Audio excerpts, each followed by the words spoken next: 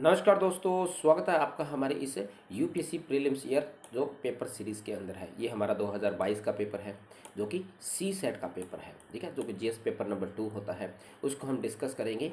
यानी हर वीडियो के अंदर हम 10 क्वेश्चन के आसपास डिस्कस करते हैं। तो चलिए शुरू करते हैं फुल एक्सप्लेनेशन के साथ हमारा ये वीडियो। तो पहला क्वेश्चन हमारा क्या कहता है, चलिए ये हमारे कल वाले क्वेश्चन है, आज वाले से शुरू करते हैं। कल वाली वीडियो में हमने 10 क्वेश्चन डिस्कस किए थे, अगर आपने नहीं देखा तो वो वीडियो देख लीजिए, ठीक है। चलिए आज हम शुरू करते हैं हमारे 11 नंबर क्वेश्चन से। तो ठीक, तो ये है हमारा आज का पहला क्वेश्चन।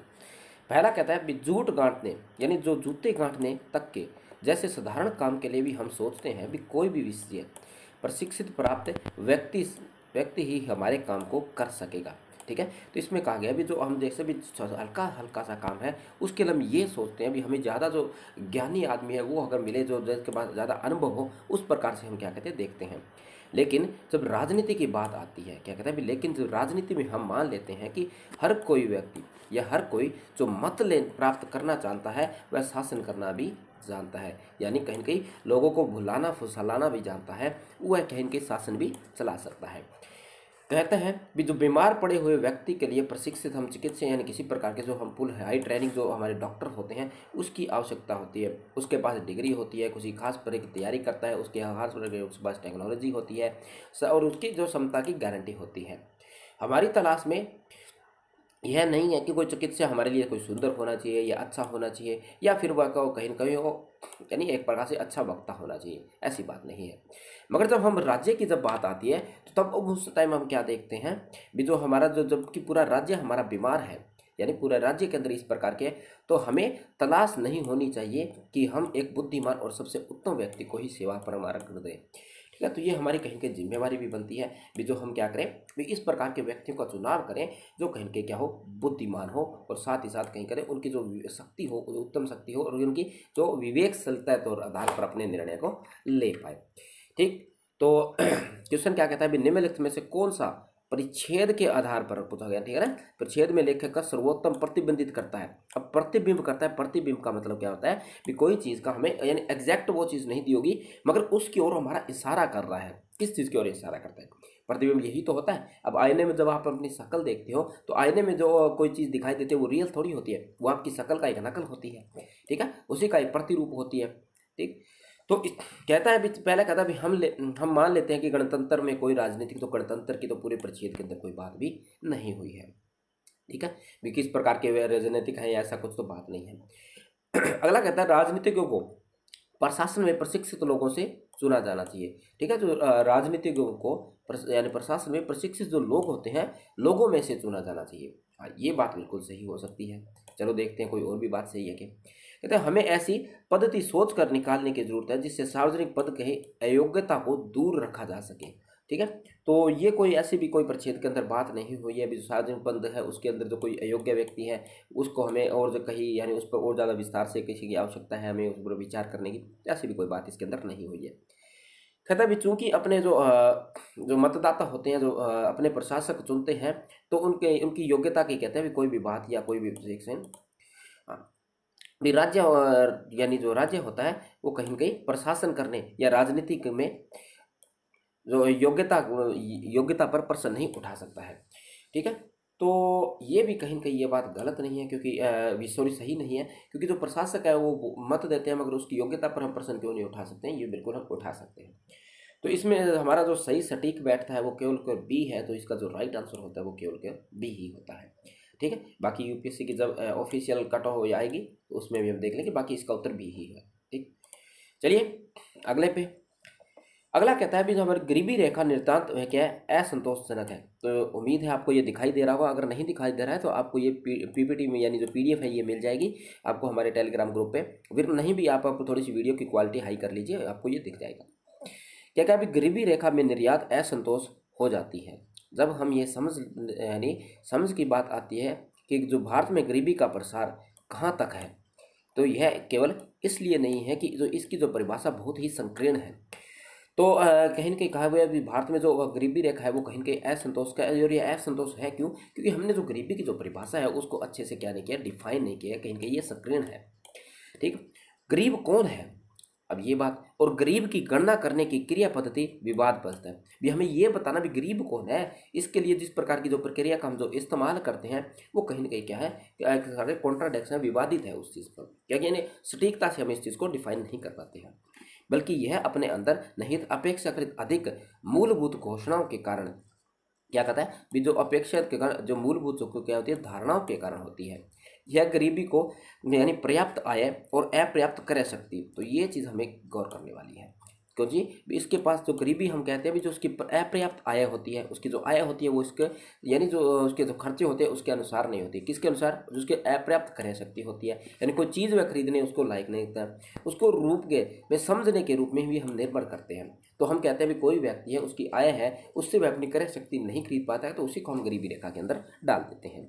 इससे बेहतर रूप से आय निर्धनता कहकर वर्गीकृत किया जा सकता है।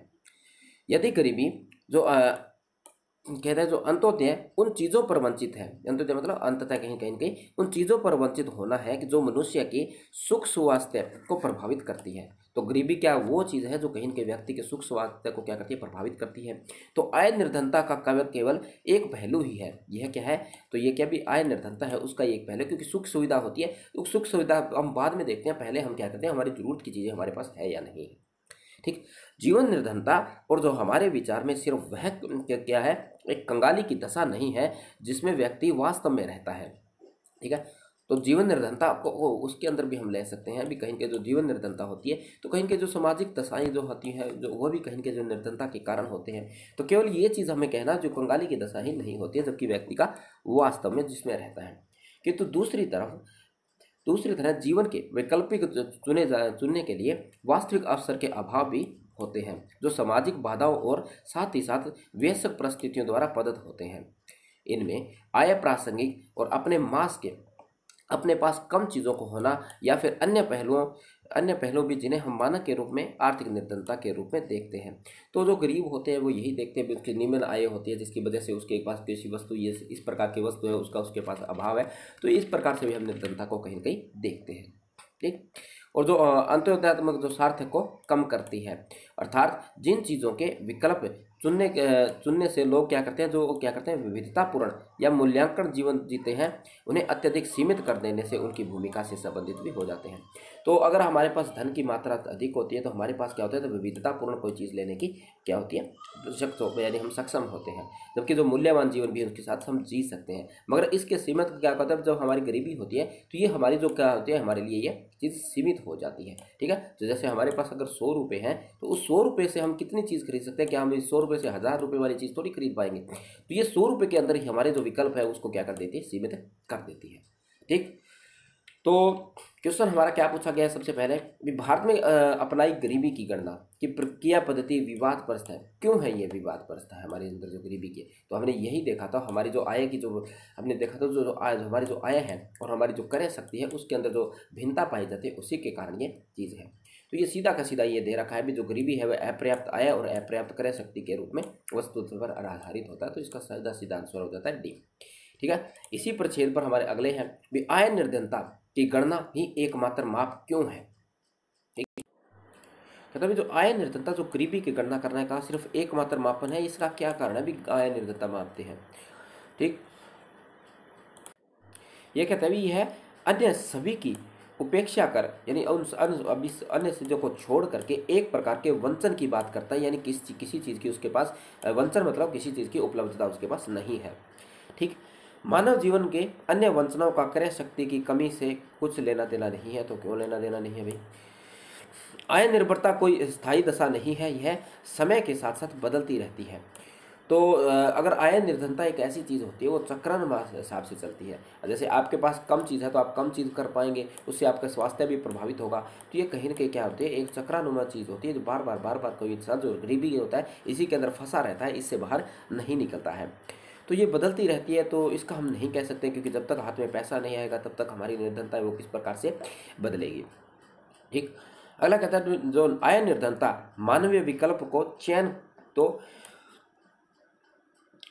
को नहीं किसी खास समय के यानी आकर ही सीमित हो जाती है। सॉरी, ये कहता है जो आय निर्धनता मानवीय विकल्प चयन को किसी खास समय पर आकर ही सीमित करती है। तो किसी खास समय पर आकर ये करती है, तो ये बात भी मुझे इस जो पहरे के अंदर जो हमारा जो परिच्छेद है इसके अंदर ये बात हमें कहीं मिली नहीं है, तो ये बात भी हमारी सही नहीं है। तो हमारा आंसर होना चाहिए ए, हमारे इसका भी जो राइट आंसर है हमारा ए ही होना चाहिए। ठीक है, तो ठीक है, तो पहले के अनुसार हमारा ए हमारा सबसे सटीक बैठता है और इसका आंसर भी हमारा क्या ए है। बाकी यूपीएससी की ऑफिशियल आएगी, हम उसमें भी एक बार चेक कर लेंगे। ए और डी में थोड़ा कन्फ्यूजन जरूर है, मगर ये बहुत कम चांसेस है इसके, लगभग 1% ही चांसेस है इसके सही होने के। बाकी ए है, इसके हमें चांस ज़्यादा है, इसका आंसर ए ही होगा। अगला कहता है हमारा जो जीवन निर्धनता से लेखक का क्या तात्पर्य है, ये जीवन निर्धनता है क्या। पहला कहता है भी मानव जीवन में वे सभी वंचनाएं यानी जो चीज़ें उनको उपलब्ध नहीं होती है को जो केवल आय की कमी से ही नहीं बल्कि वास्तविक अवसरों में भी कमी उत्पन्न कर देती है।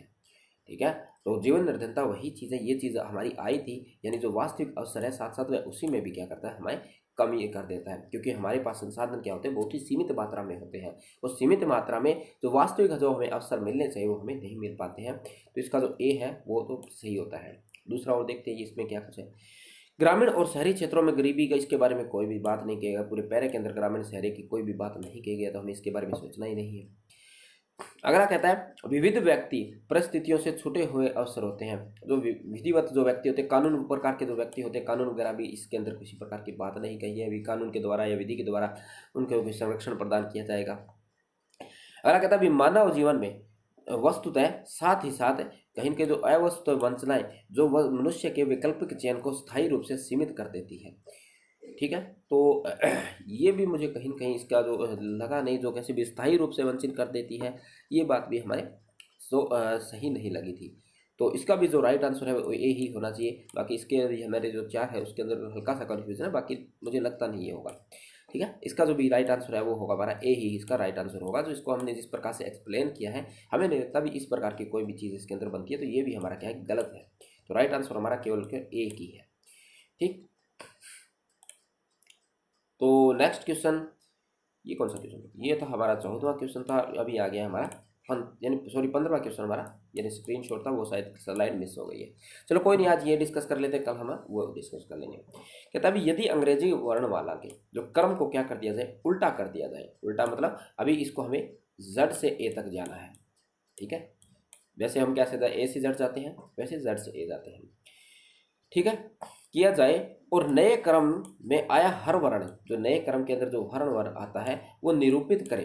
क्या निरूपित करे, जो इसका जो मूल स्थान है, अब मूल स्थान कौन सा होगा, जिससे यानी मूल स्थान तो हमारा ये होगा, जैसे ए से जेड जाती है हमारी जो यानी हमारी जो अल्फाबेट है। ठीक है, तो मूल तो हमारे ए से जेड है, जबकि हमारा जाता है ए से जेड। तो निम्नलिखित में से जो मूल स्थान पर जो लखनऊ बनेगा वो अपोजिट स्थान पर क्या बनना चाहिए।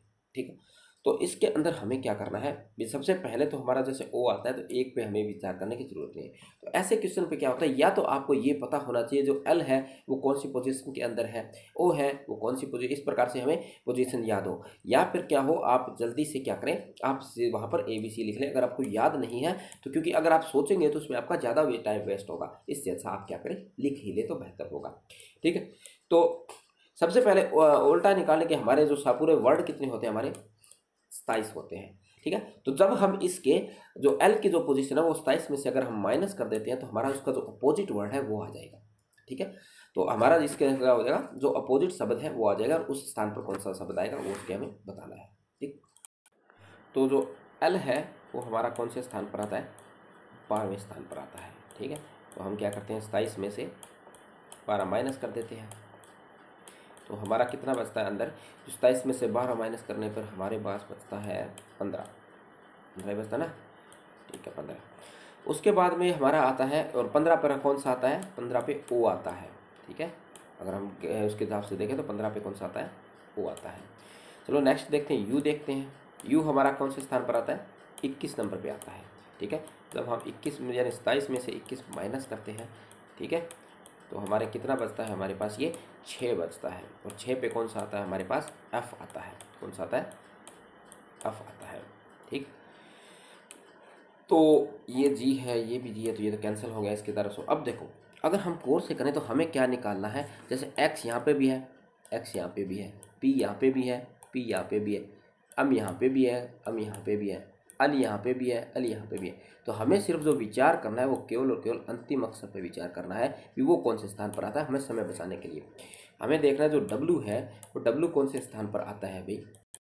डब्लू हमारा आता है 23 नंबर पे, ठीक है। जब हम 27 में से 23 माइनस करते हैं, यहाँ करते हैं 23 माइनस करते हैं तो हमारे पास क्या बचता है, 4 बचता है। और 4 पर कौन सा आता है, ए बी सी और डी आता है। कौन सा आता है, डी आता है। तो डी अंत में किसके अंदर है, डी हमारा डी के अंदर ही है। तो राइट आंसर इसका होगा हमारा डी होता है, ठीक। चलिए नेक्स्ट क्वेश्चन पे।